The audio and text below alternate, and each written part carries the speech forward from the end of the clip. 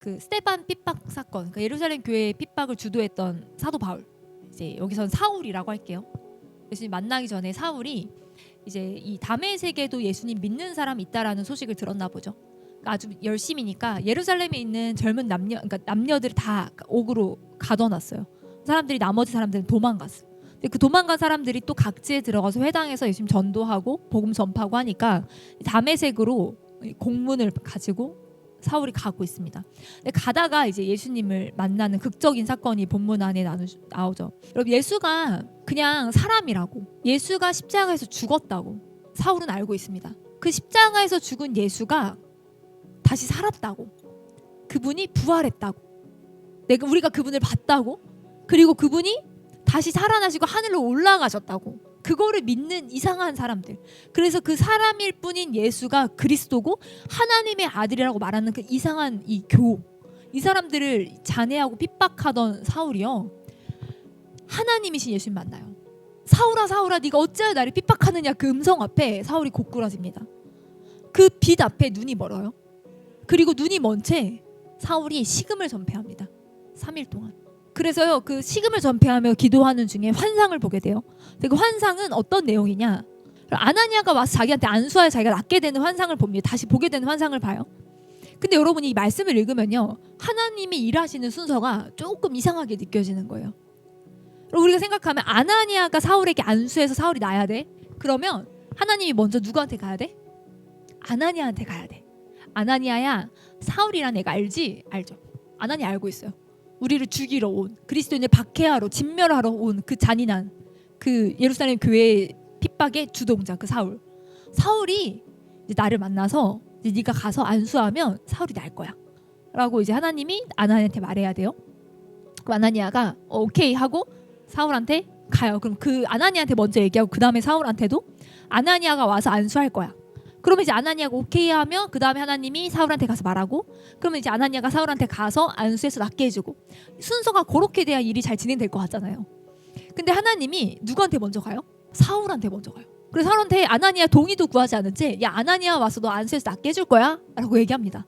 그리고 아나니아한테 가서 뭐라 그래요? 나 얘기해놨는데, 나 사울한테 너 갈 거라고 얘기했어, 너 빨리 가, 이렇게 하신다는 거예요. 아나니아는 사울이 싫었어요. 자기들을 핍박하러 오는 사람이란 걸 알고 있었어요. 이 아나니아인 그리스도인 이 제자가 왜 다메섹에 있는가에 대해서는 여러 이제 의견들이 있지만 대부분 이 예루살렘 교회 핍박을 피해서 도망갔을 것이다. 그래서 그 다메섹에 있었을 것이다라고도 많이 얘기하거든요.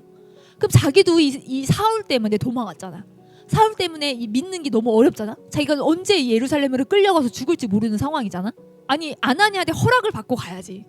아나니아한테, 아나니아 나 너 사울한테 가서 너 안수하는 거 오케이? 괜찮아? 아나니아가 저 싫은데요. 그 무서운 사람인데요. 아니야, 내가 사울을 이렇게 해서 이렇게 사울을 이런 계획을 갖고 있어. 그러니까 너 가서 안수해. 아나니아 네 알겠습니다. 이렇게 해야 되는데 그게 아니라 사울한테 그냥 먼저 찔러 놓고 하나님이 그 다음에 아나니아한테 와서 아나니아 너 안 가? 이러면 아나니아가 안 간다고 끝까지 요나처럼 도망가면 어떡하려고. 아니면 아나니아가 안 간다 그러면 또 다른 아나니아를 찾아가야 되나? 그러니까 믿음의 아나니아가 여러 명 있을 거라고 생각하고, 얘가 안 하면 얘가 안 하면 얘가, 이렇게 대안을 세워놓으셨나? A, B, C 이렇게. 사울이 3일 동안 식음을 전폐한 상황이잖아요. 먹지도 마시지도 않았거든요. 여러분, 사람이 체내 수분 12%가 이게 없어지면 죽어요. 아나니아의 순종이 조금 늦어졌으면 어쩌면 바울은 물도 못 마시고 있었기 때문에 더 위급한 상황이 왔을 수도 있을 것 같아요. 여러분, 하나님은요, 아나니아가 순종할 거라고 당연히 생각하셨던 것 같아요. 당연히 아나니아가 내가 말하는 거를 따라줄 거라고 생각하셨던 것 같아요. 아나니아도 의문을 제기하잖아요. 사울이 어떤 사람인지 아니까. 근데 여러분, 하나님은요, 아나니아가 자기의 상식과 자기의 경험과 자기의 기호와 자기의 관념을 넘어서서 하나님의 말씀에 순종할 거를 아셨던 것 같아요. 여러분, 우리는 어떠합니까? 하나님이 마음껏 사용하실 수 있도록 우리는 우리의 신념과 우리의 생각과 우리의 마음을 주님의 말씀 앞에 꺾을 수 있습니까? 여러분, 우리의 고정관념과 기호, 그 범주 안에서만 하나님이 일하시도록 하나님을 종용하고 있진 않나요? 내가 이해하고 수용할 수 있는 범위 안에서만 하나님이 일하시도록 하나님을 박스 안에 가두고 있지 않나요? 그럼 하나님 왜 내게 일해 주시지 않아요? 하나님 나에게 왜 이런 은혜를 안 주세요? 하나님 나에게 왜 이런 생명의 역사, 복음의 역사 허락하시지 않아요? 하지만 사실은 하나님이 일하시지 않는 게 아니라 우리가 하나님을 내 생각의 바운더리 안에, 내 어떤 경험과 기호와 내 관념의 그 박스, 바운더리 경계 안에서만 하나님을 역사하실 수 있도록 우리가 하나님을 축소하고 있지 않은가를 생각해 보게 됩니다. 여러분, 아무따라는 말 있잖아요. 아무것도 묻지도 말고 따지지도 말고, 묻지도 말고 따지지도 말고, 아무것도 묻지도 말고 따지지도 말고라고 그런 말인데, 여러분, 아나니아가 되게 하나님 앞에 아무따였던 것 같아요. 여러분, 우리가 하나님 앞에 아무따가 되어야 되는데, 아무것도 따지지 않고 묻지도 않고 순종하는 우리가 되어야 되는데, 우리가 거꾸로 하나님한테 아무따를 요청하는 거예요. 그냥 해주라고요. 그냥 나한테 물어보세요. 제발 내가 원하는 거 해주라고. 우리가 하나님 앞에 그렇게 요청하고 있다는 거죠. 여러분, 이 아나니아가 자기의 생각과 자기의 경험과 충돌하였지만 그 하나님의 설득 앞에 자기의 생각을 내려놓고 갑니다. 근데 여러분, 이 아나니아의 탁월함이 뭐냐면요, 하나님이 아나니아한테 이 사울에 대해 설명하실 때 뭐라고 하세요? 보세요. 15절을 보면요, 사울은 내가 택한 나의 그릇이야. 이방인과 임금들과 그리고 이스라엘 자손들에게 나를 전파하기 위해 내가 사울을 선택했어. 그래서 그가 많은 고난을 받을 거야. 내가 그걸 그에게 보여줄 거라고 하나님이 아나니아에게 말씀하시거든요. 아나니아가 하나님의 딕을 들었잖아요. 그리고 아나니아가 사울한테 가서 뭐라고 하시는지 아세요?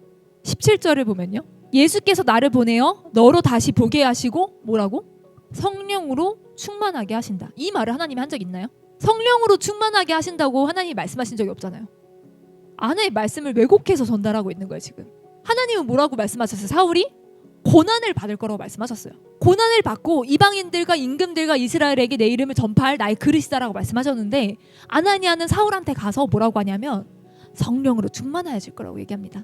근데 여러분, 성령으로 충만하면 무슨 일이 벌어지죠?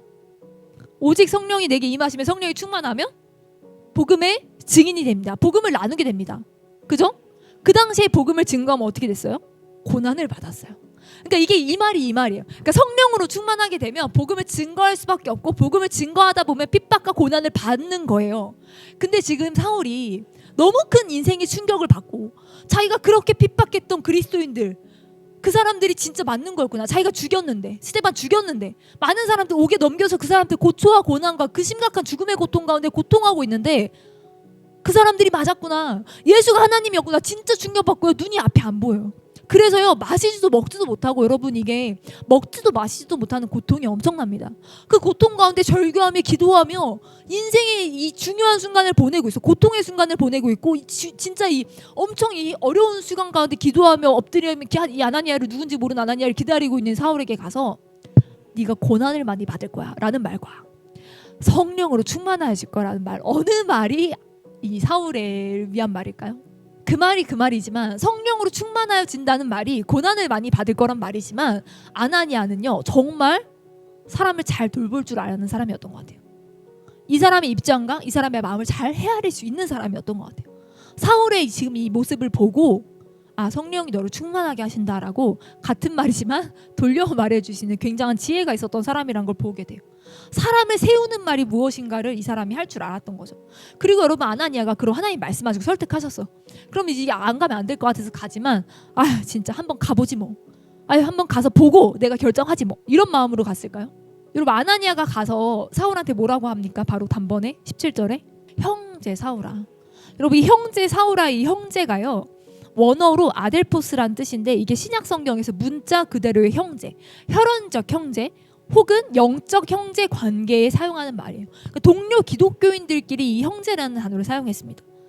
그 뭐냐면요, 스데반 집사를 이 순교케 한 원수, 예루살렘 교회를 잔멸하고 핍박하는 사람, 그 사람이었지만 하나님 말씀하셨을 때 아나니아가 가서 한번 보지 뭐, 이런 태도로 간 게 아니에요. 이미 마음을 바꾸고 갔어요. 하나님 말씀 앞에 이 사울을 품기로 작정하고 가서 사울을 보자마자 형제요, 그리스도 안에 한 형제요, 너와 내가 혈연적 관계는 아니지만 그리스도 안에 한 교회로 한 몸으로 묶였구나, 형제요라고 형제 사울로 이렇게 부른다는 거예요. 결국요, 사울은요 아나니아의 안수로 시력을 찾습니다. 성령이 충만케 돼요. 그리고 자신의 사명을 깨닫습니다. 그렇게 평생 고난과 핍박과 가운데 복음을 증거하는 사람이 됩니다. 여러분 이 사울은요 단지 이 이스라엘의 복음을 증거하는 사람뿐 아니라 이방인을 위한 하나님의 도구로 이방인 선교의 문을 연 사람이에요. 신약 성경 27권 중에 13권을 썼어요. 교회를 세우고 많은 전도 여행을 통해 여러 군데 복음을 전파하는데 일생을 바친 위대한 사람입니다.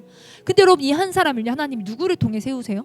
하나님 말씀 앞에 자기의 마음을 바꿀 수 있었던 한 사람을 통해 하나님 일하십니다. 여러분 근데 기적적으로 눈이 엄청 충격적인 기적이잖아요. 빛을 보고 눈이 멀었어. 하나님의 음성을 들었어. 나는 네가 핍박하는 예수다. 여러분 그러면 눈도 기가 막히게 기적적으로 멀었으면 하나님 눈도 되게 막 멋지게 띄워줄 수 있잖아. 갑자기 막 천사가 와서 막 눈을 이렇게 해가지고 막 눈을 띄워준다든지 여러 가지 기적적인 방법으로 눈을 잃어버렸으니까 시력을 뜨게 할 수 있었을 텐데 왜 하나님은 이 아나니아의 안수를 통해서 눈을 뜨게 했을까요? 여러분 하나님이 사람을 세우는 원리가 여기 담겨 있는 거예요. 교회를 세우시는 원리가 담겨 있는 거예요. 여러분 연약한 모양일 때 다른 사람의 도움을 받아 신앙을 세워가게 하십니다. 여러분 이 혼자 신앙인은 탁월할 수 없습니다.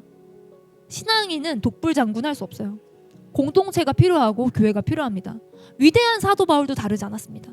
하나님이요 그가 가장 연약할 때 또 다른 누군가의 무명의 한 사람의 헌신과 수고 그 사람의 이 사울을 품는 이 사랑으로 말미암아 사울이 교회 공동체 안에 들어오게 하셨어요. 아나니아 없이 한 어떤 다른 신앙인 없이 이 신앙이 존재하지 않도록 하나님이 그렇게 사울을 교회 안으로 겸손히 들어오게 하신 거예요. 여러분 앞서 나누었듯이 이 사울은요 스데반의 용서를 받았었죠. 그리고 아나니아의 도움으로 안수를 받고 고침을 받습니다. 위대한 사도 바울도요 이렇게 세워집니다. 여러분 한 사람의 신앙인이 어떻게 세워질 수 있냐? 내가 하나님 앞에 어떻게 설 수 있냐? 여러분 공동체 없이 함께 신앙을 세워가는 사람 없이 나를 위해 누군가 기도해주는 한 사람의 리더 없이 여러분 아무도 그냥 세워질 수 없습니다. 여러분 여러분의 어떤 이 올챙이 일적을 생각해 보면 여러분의 어린 신앙 일적을 생각해 보면 사실 지금 여러분의 신앙보다 훨씬 더 부족할 수 있는 사람들이 여러분을 위해 기도해줬고 여러분을 품어줬고 여러분을 전도해줬고 여러분이 교회 안으로 들어올 수 있도록 여러분을 섬겨주었던 걸 여러분이 생각할 수 있어요. 여러분 그렇게 교회가 세워져 갑니다. 사울은요 단지 한 사람의 개인을 넘어선 이방인 선교를 대표하는 사람입니다. 아나니아는요 이방인 선교를 있게 한 사람입니다. 여러분 하나님이요 우리의 순종을 통해 편하게 일하셨으면 좋겠습니다. 어거지로 설득해야만 겨우 움직일까 말까 막 물고기 입속에 들어갔다 나와요. 막 하늘에 막 새의 입속에 들어갔다 나와요. 그럼 엄청난 막 진짜 구워 삶고 튀기고 해야만 겨우 그럼 한번 해보죠 뭐 이런 태도가 아니라 하나님은 언제든지 내가 얘는 이 친구는 이 사람은 자기 생각과는 지금 달라도 자기가 이해할 수 있는 범주를 넘어선다 할지라도 자기의 상식을 넘어서 자기의 바운더리를 넘어선다 할지라도 하나님의 말씀이 임한다면 하나님의 음성이 임한다면 이 친구는 순종할 수 있는 친구구나. 이 친구는 하나님의 말씀을 내 말을 따라할 수 있는 사람이구나라는 확신이 하나님 안에 있었으면 좋겠습니다. 그래서 하나님이 도박하시지 않잖아요. 얘 이렇게 하면은 이건 도박인데 얘 안 들을 것 같은데 그렇게 하시지 않는다는 거예요.